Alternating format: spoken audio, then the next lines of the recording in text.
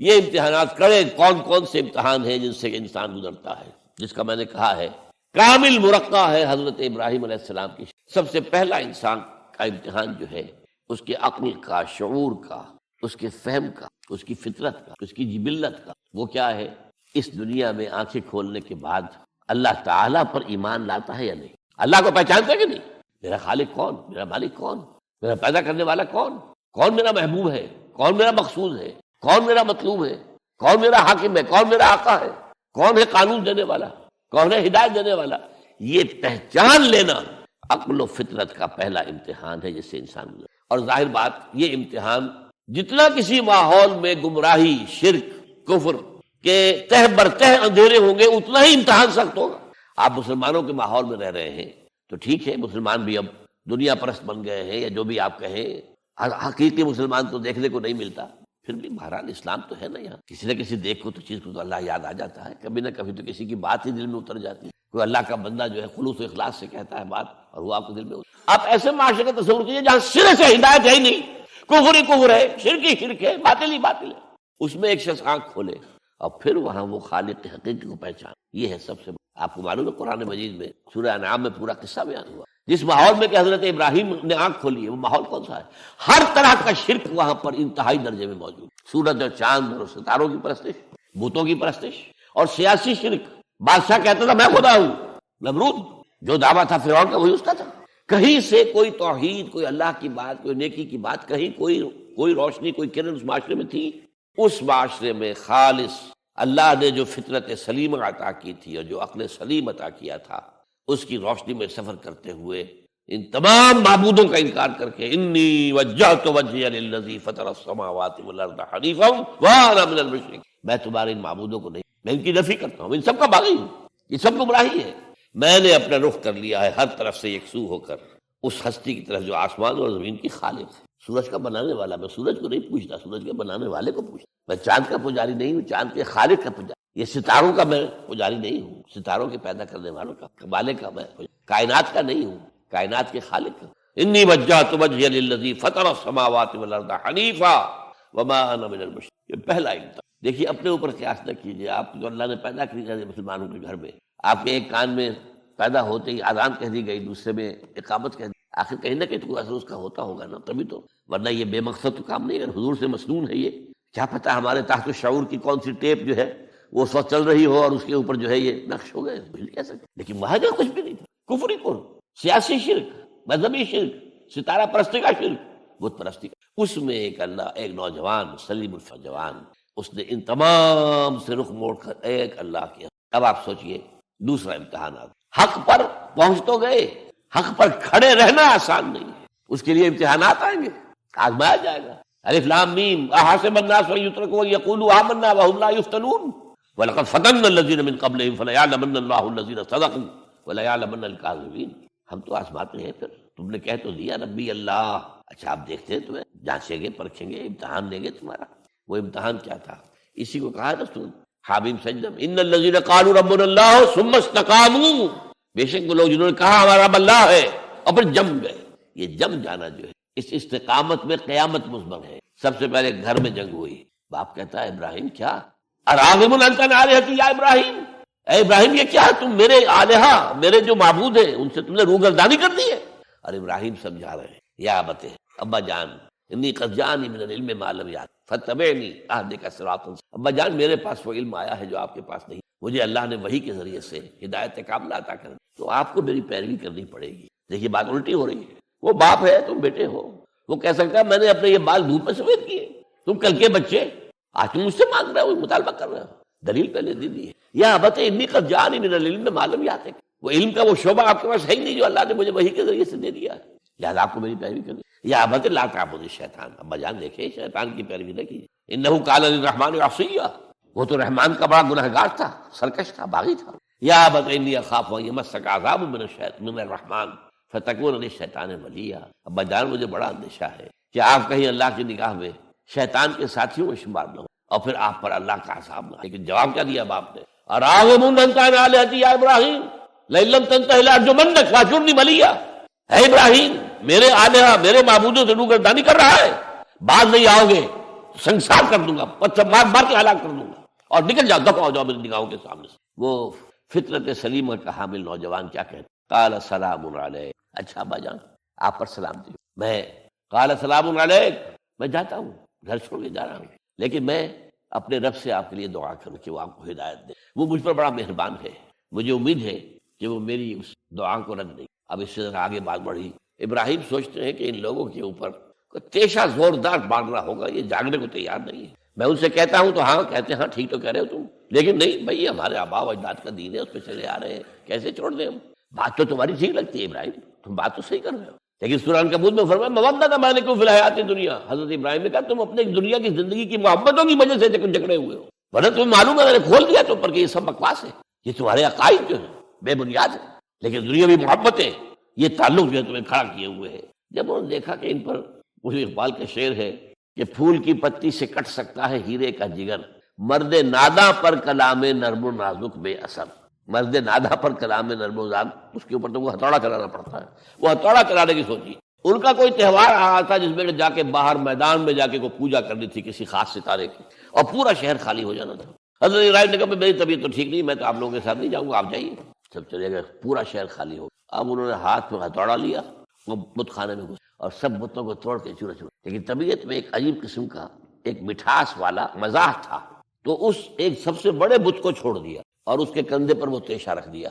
اب جو وہ رات کو واپس آئے ہوں گے، آپ سوچئے ذرا، آج بھی ہندوستان کے شہر متھرا میں یا بنارس میں کہیں بتوں کے ساتھ کے کوئی حشر کر دے تو کیا قیامت آئے گی؟ کیا کیا من فعل ھذا بآلہتنا، کون ہے وہ جس نے ہمارے معبودوں کا یہ حشر کیا ہے؟ بہت کچھ کر کے کچھ لوگ، ہاں ہم سنتے تھے ایک نوجوان جو ہے وہ کوئی ان کا ذکر کیا کرتا تھا، ان بتوں کا کہ ان میں کچھ نہیں ہے، کچھ باغیانہ خیالات کا اظہار کیا کرتا، بلاؤ حاضر کیا، یا ابراہیم انت فعلت ھذا، کیا آپ تم نے کیا؟ مجھ سے کیا پوچھتے، اس بڑے بت سے پوچھو، اس سے پوچھو، بھائی سارے ٹوٹے ہوئے یہ سالم کھڑا ہے۔ اور نمبر دو جسے کہتے ہیں پولیس کی اصطلاح میں آلہ واردات، قتل کیا تھا تو کس چیز سے کیا تھا وہ بھی برآمد ہو گیا، وہ چھری بھی مل گئی ہے، اس پر خون کے دھبے بھی ہیں، اور آج تو آپ کو معلوم ہے کہ خون کے قطرے سے بھی پتہ چل جاتا ہے کہ کس کا خون تھا، جینیٹکس کے ذریعے سے، تو اس نے کیا ہوگا؟ تو کہ ابراہیم وکل کے ناخن لو، ان سے پوچھیں، یہ بات کرتے کوئی؟ اف لکم، تم ہے تم پر، تم پوچھتے ہو ان کو جو بات تک نہیں کر سکتے، جو اپنا دفاع نہیں کر سکتے، جو اپنے آپ کو بچا نہیں سکتے۔ ایک عام انسان بھی دفاع کرتا ہے اپنا۔ فرجعوا الی انفسہم، اب انہوں نے اپنے اندر دلوں کی طرف دھیان کر کے سوچا کہ واقعی ابراہیم صحیح کہتے، لیکن پھر لوٹے، پھر وہ عصبیت، پھر وہ آباء و اجداد کے ساتھ تعلق، پھر وہ معاشرتی نظام۔ انہوں نے کہا بس اس کو قتل کرو، اب اس کو ختم کر دو۔ یہ اس کو فیس کرنا، آپ سوچ لیجیے یہ کتنے بڑے امتحان کی بات تھی، کتنے بڑے جگر کی بات تھی۔ اچھا چونکہ وہاں نظام بھی تھا، بادشاہ کے دربار میں حاضری ہو گئی۔ ابراہیم ہم نے سنا تم ہمارے سوا کسی کو خدا مانتے ہو؟ جی ہاں۔ کون ہے وہ خدا؟ فرمایا میرا رب وہ ہے جو زندہ رکھتا ہے اور مارتا ہے، ربی الذی یحیی و یمیت، قال انا احیی و امیت، میں بھی زندہ رکھتا ہوں اور مارتا ہوں۔ فوراً جو ہے حکم دیا، جیل خانے سے 2 قیدیوں کو بلایا، ایک کی گردن اسی وقت مار دی، دیکھو میں نے مروا دیا کہ نہیں، ہے نہیں میرے پاس ہتھیار، اور ایک کا جان سے چھوڑ دی، تو میں خدا ہوا کہ نہیں؟ حضرت ابراہیم نے سمجھ لیا کہ اب یہ جس قسم کی کچ بحثی میں آ گیا ہے، یہاں بھی کوئی ہتھوڑا چلانا پڑے گا۔ فرمایا فإن اللہ یاتی بشمس من المشرق فات بہا من المغرب، میرا رب وہ ہے جو مشرق سے نکالتا ہے سورج کو، تم خدا ہو تو ذرا مغرب سے نکال کے دکھاؤ۔ فبہت الذی، تو وہ جو کافر تھا مبہوت ہو کر، اب کیا کہ آئیں بائیں شائیں، فبہت الذی، لیکن میں یہاں پہ جو زور دے رہا ہوں، آپ اس ہمت، اس قوت ارادی کا اندازہ کیجئے کہ جو ایک بڑے زبردست بادشاہ کے میں سامنے کھڑے ہو کر یہ بات کر رہا اور ڈٹ کر کر رہا، آنکھوں میں آنکھیں ڈال کر کر رہا۔ ان الذین قالوا ربنا اللہ ثم استقاموا تتنزل علیہم الملائکۃ الا تخافوا ولا تحزنوا وابشروا بالجنۃ التي کنتم توعدون۔ یہ کیفیت تو پہلا امتحان تو ہے ان مادی غلافوں میں لپٹے ہوئے ہونے کے باوجود حق کو پہچان لینا، اس مادی کائنات میں گم نہ ہو جانا، اس سے ماورا، اس سے بلندتر ہو کر اس ہستی کو پہچاننا جس نے اس کو پیدا کیا۔ انی وجہت وجہی للذی فطر السماوات والارض حنیفا وما انا من المشرکین، پھر اس پر قائم رہنا اور بڑے سے بڑا رزق لینا۔ آپ نے گھر سے نکال دیا، ٹھیک ہے چل جا رہا ہوں۔ قال السلام علیک ساستغفر لک ربی انہ کان بی حفیظ، موت کو فیس کیا ہے تو اس طرح کیا ہے، اور کیسا جواب دیا ہو، کیسا، میں نے کہا ایک مذاق کا انداز تھا ان کے عمل میں کہ اس سے پوچھو، ایک صحیح سالم کھڑا باقی ٹوٹے ہوئے، تو کرنے والا یہ سرکمسٹانشل ایویڈنس کیا ہوتا ہو؟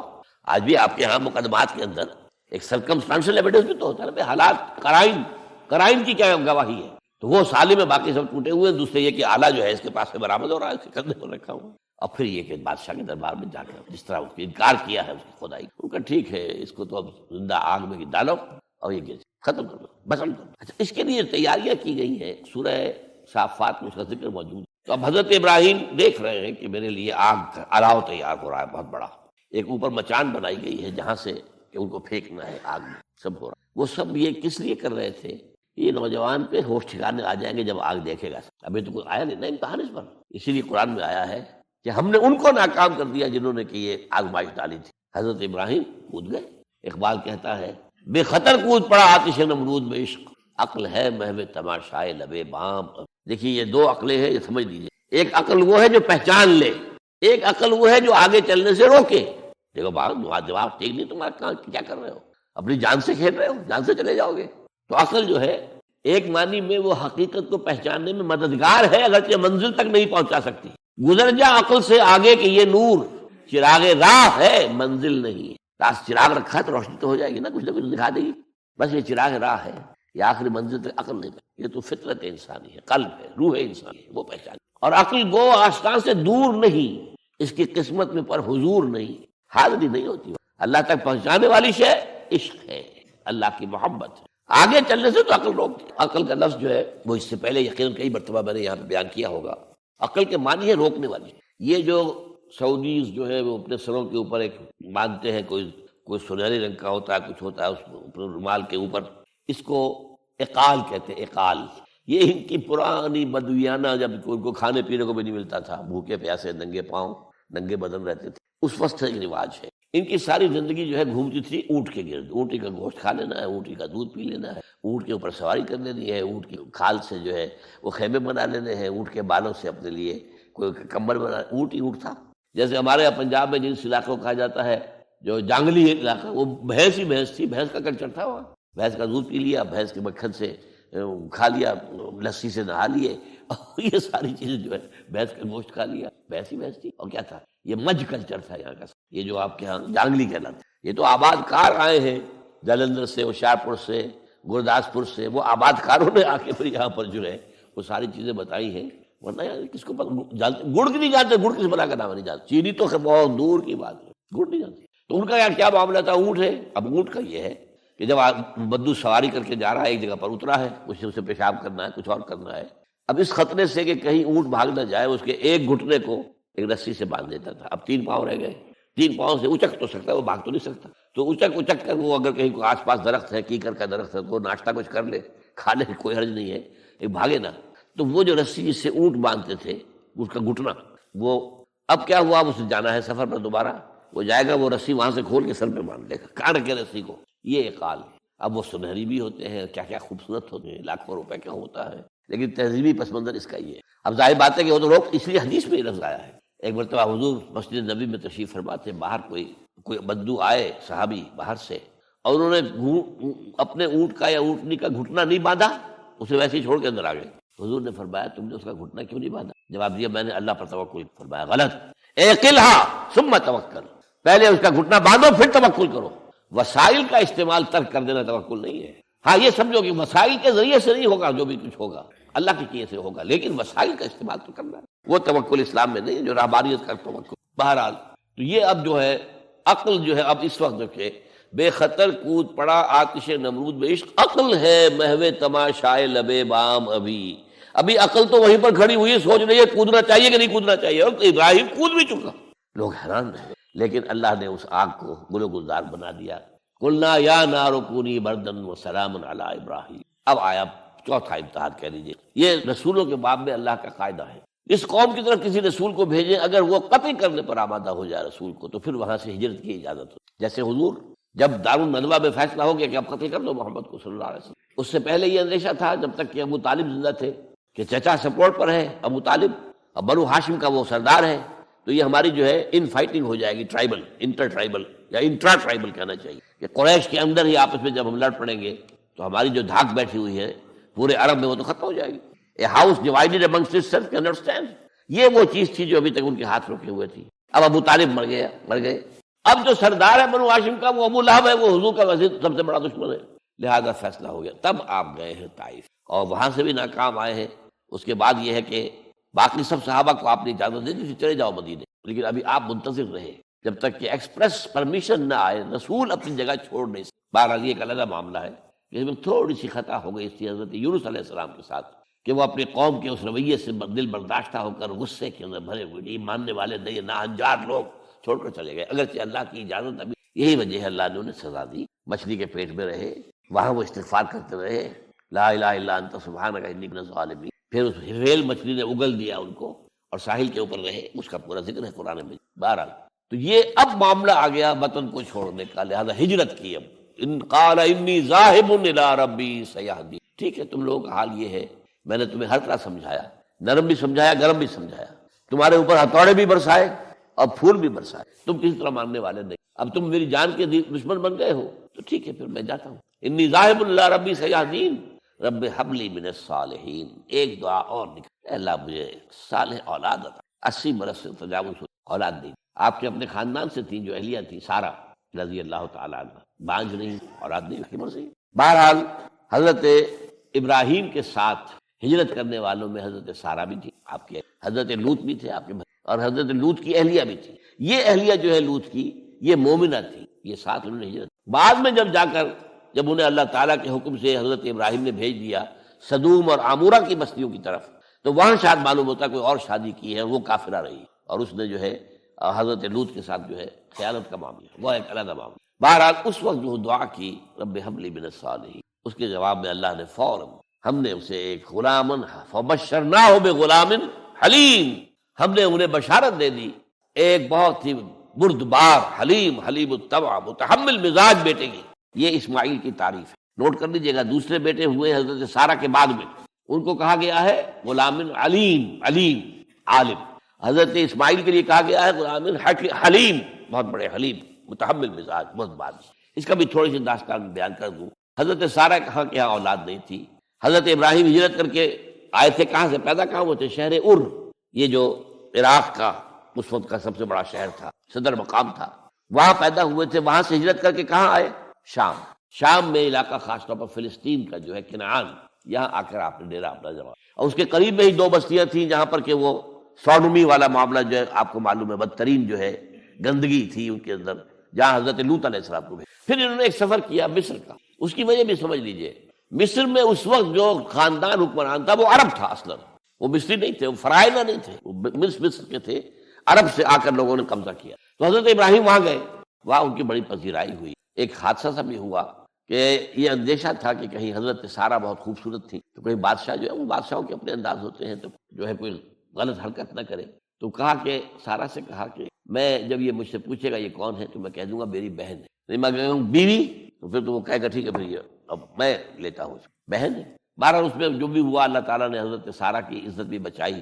وہ معجزہ دیکھا حضرت ابراہیم کی طرف سے جو اللہ نے پیش کیا، جیسے حضرت سارہ کو مصر کے بادشاہ کی اس غلط نیت سے بچائے رکھا۔ پھر اس شخص نے جو ہے اپنی بیٹی ہاجرہ یہ خدمت میں پیش۔ یہ ہاجرہ کنیز نہیں تھی، یہ اصل میں یہودیوں نے مشہور کر دیا۔ یہودی کہتے ہیں کہ اصل بیوی تو تھی حضرت سارہ، اور سارہ کے ہاں اولاد بعد میں ہوئی ہے، وہ ہے اسحاق کے بیٹے ہیں یعقوب کی اولاد ہم ہیں، تو اصل تو ابراہیم کی اولاد ہم ہیں۔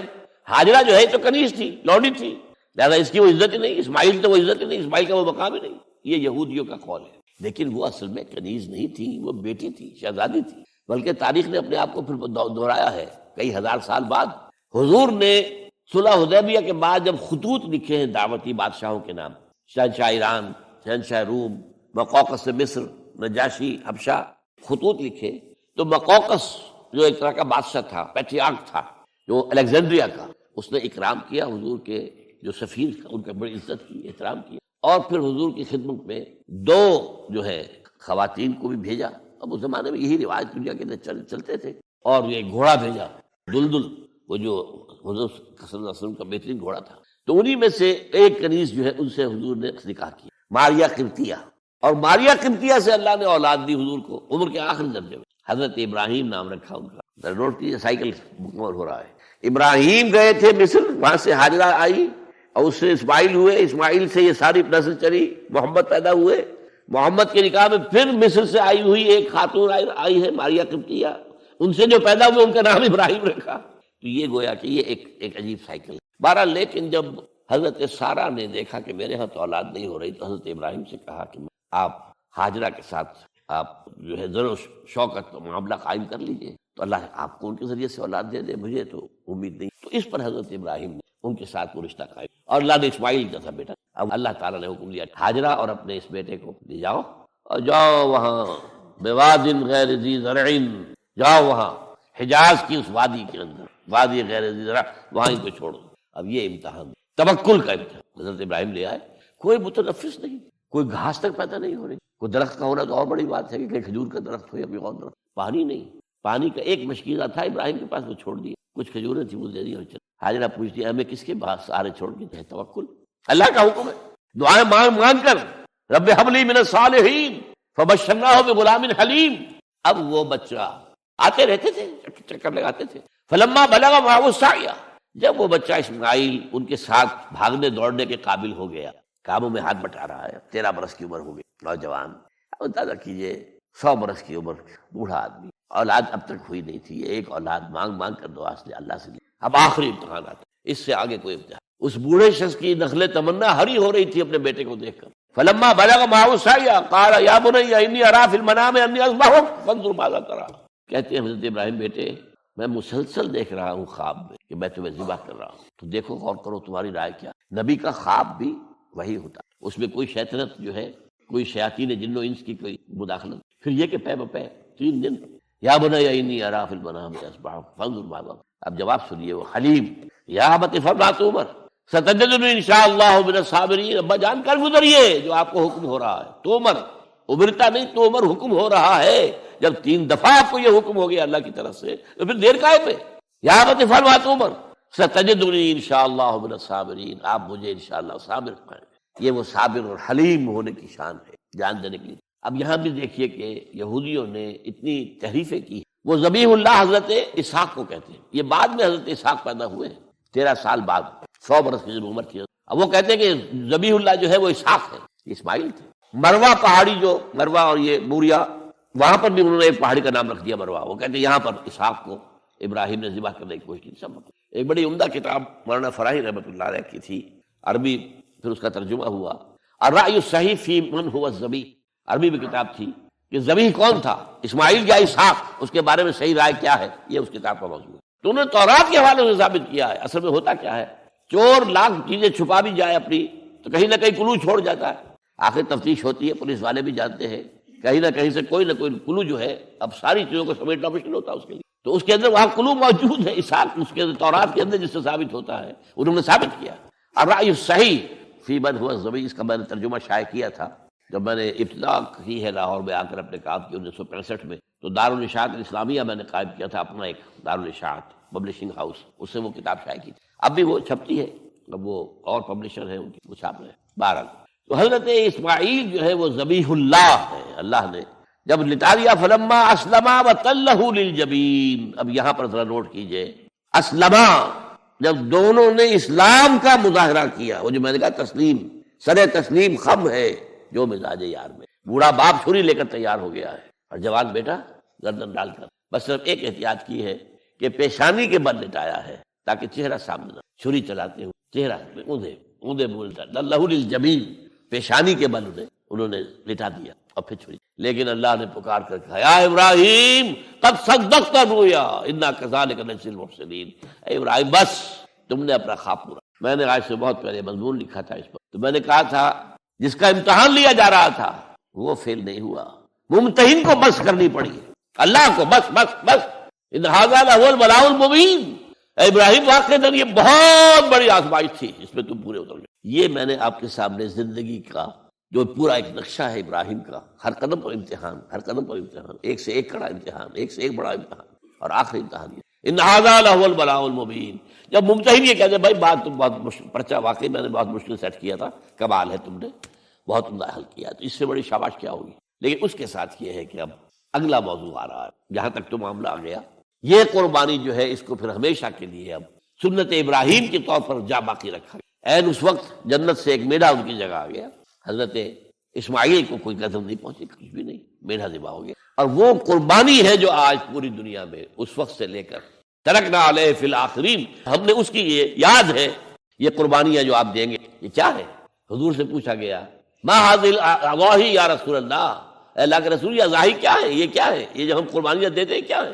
قال سنت ابیکم ابراہیم، یہ تمہارے باپ ابراہیم کی اس کو زندہ رکھا ہے، ان کے اس امتحان کی کامیابی کو، اس کا جشن منایا جا رہا ہے ہر سال، لاکھوں کا کروڑوں جانور جو ہے اللہ کے نام پر ذبح ہو رہے ہیں۔ یہ وہ اسماعیل کی قربانی کا جو ہے یہ جشن ہے۔ البتہ یہاں میں ایک بات کہہ دوں، علامہ اقبال نے ایک شعر میں شاعرانہ ہوتا نا تصور ہے، اس میں ایک بات کہی ہے جو میرے خیال میں مناسب ہے۔ شعر تو بہت اچھا ہے، غریب و سادہ و عجیب، غریب و سادہ و رنگی ہے داستان حرم، نہایت اس کی حسین ابتدا ہے اسماعیل۔ یہ بہت سے لوگوں کو بہت شعر پسند آتا ہے، خصوصاً شیعہ بھائیوں کو تو بہت ہی پسند آئے گا، کہ وہ جو قربانی اسماعیل کی ہو رہی تھی اور نہیں ہوئی تھی، وہ قربانی ہے جو حسین کی ہوئی ہے کربلا کے اندر۔ تو غریب و سادہ و رنگی ہے داستان حرم، نہایت اس کی حسین ابتدا ہے اسماعیل۔ میں کہتا ہوں اس میں تو کوئی چیز جوڑ کھانے والی ہے ہی نہیں۔ اسماعیل کو ذبح کرنے والے کون تھے؟ رسول، امام الناس، خلیل اللہ، ابو الانبیاء، اور حسین کو ذبح کرنے والے کوفی، یزیدی، زیادی۔ نمبر 2، اسماعیل تو ذبح نہیں ہوئے، حسین تو ذبح ہو گئے، کیا مناسبت؟ نمبر 3، حضرت اسماعیل نے تو خود ہی گردن ڈال دی تھی، حضرت حسین تو لڑتے ہوئے ماشاءاللہ بہادری کے ساتھ لڑتے ہوئے جان دیے، اور انہوں نے ایسے تو نہیں گردن ڈال دی، تو کوئی مناسبت نہیں، تو کوئی نہ کوئی تو مناسبت ہونی چاہیے۔ تو اس کی میں نے ترمیم کی ہے، اور علامہ اقبال سے جب اگر اللہ نے آخرت میں ملاقات کرائی تو بتاؤں گا، وہ بھی شاید مان لیں گے کہ غریب و سادہ اور رنگی ہے داستان حرم، نہایت اس کی ہے عثمان ابتدا حابیل۔ یہ حابیل اور قابیل دو بھائیوں کا معاملہ ہوا تھا، دونوں نے قربانی پیش کی، قابیل کی اللہ نے قبول نہیں کی، حابیل کی غصے میں بھرا ہوا قابیل نے کہا میں تمہیں مار دوں گا، ہلاک کر دوں گا۔ انہوں نے کہا بھائی جان اب یہ تو اللہ کا کام ہے، کس کی قربانی اس نے قبول کی کس کی نہیں کی، اللہ تو قبول کرتا ہے متقیوں سے۔ باقی اگر آپ اپنا ہاتھ اٹھائیں گے مجھے قتل کرنے کے لیے، میں اپنا ہاتھ نہیں اٹھاؤں گا۔ میں تو یہ چاہوں گا کہ آپ اپنے گناہ کا بوجھ بھی لے جائیں، میرے گناہ کا بوجھ بھی آپ ہی لے جائیں۔ مجھے قتل کریں گے مظلوم حالت میں تو میرے سارے گناہ بھی آپ کے کھاتے میں پڑ جائیں گے، تو میں تو کامیابی اسی کو سمجھ۔ یہ تو آدم کے 2 بیٹوں کا معاملہ ہو رہا ہے کہ نہیں، یہی تو معاملہ ہوا حضرت عثمان کے ساتھ۔ لاکھوں مربع میل کی حکومت تھی ان کی، لاکھوں فوجی موجود تھے، یہ جو تھے گنتی کے چند لوگ آ گئے تھے، شریف عبداللہ ابن سبا کے پیروکار، وہ تو اجازت اگر دیتے تھے، شام سے مصر سے فوج تیار کھڑی ہے اور اجازت مانگ رہی ہے کہ آپ اجازت دیجیے ہمارے ان کا قلعہ کعبہ نہیں، اجازت نہیں۔ اتنی بڑی بات ہے یہ کہ حضرت عثمان کہتے ہیں کہ میں کسی کلمہ گو کا کے خون سے اپنا ہاتھ رنگنا نہیں چاہتا۔ یہ کچھ بھی ہے، کلمہ گو تو ہے، اپنی جان بچانے کے لیے کلمہ گو کی جان لے لوں، جب یہ مجھے مار دیں گے پھر تم ان سے قصاص لینا، یہ پھر تمہارا کام ہوگا، میرا مجھ سے کوئی تعلق نہیں۔ تو وہ ہے کہ جو اصل جن کو پھر شہید کیا گیا، اور قابیل نے حابیل کو شہید کیا، تو یہ تو مناسبت ہوئی کہ جس طریقے سے اس نے کہہ دیا تھا حابیل نے کہ بھائی جان میں تو ہاتھ نہیں اٹھاؤں گا، آپ جو مرضی۔ اسی طرح حضرت عثمان نے کہا میں ہاتھ نہیں اٹھاؤں، میں کلمہ گو کا کسی کا خون اپنے گردن پر نہیں لینا چاہتا، ہاں یہ جب مجھے قتل کر دیں گے پھر تم قصاص لے لینا، یہ الزا بات۔ تو میں نے اس شعر کو یوں کیا ہے، غریب و سادہ و رنگی ہے داستان حرم، پہلا مصرع تو یوں کا تو نہایت اس کی ہے عثمان ابتدا حابیل۔ حضرت اسماعیل تو ہوئے ہی نہیں، نہ شہید ہوئے نہ ذبح ہوئے، وہ تو ہوئے ہی نہیں، واقع نہیں، وہ تو ایک امتحان تھا جو اللہ نے لیا اور چھری نے کاٹا ہی نہیں۔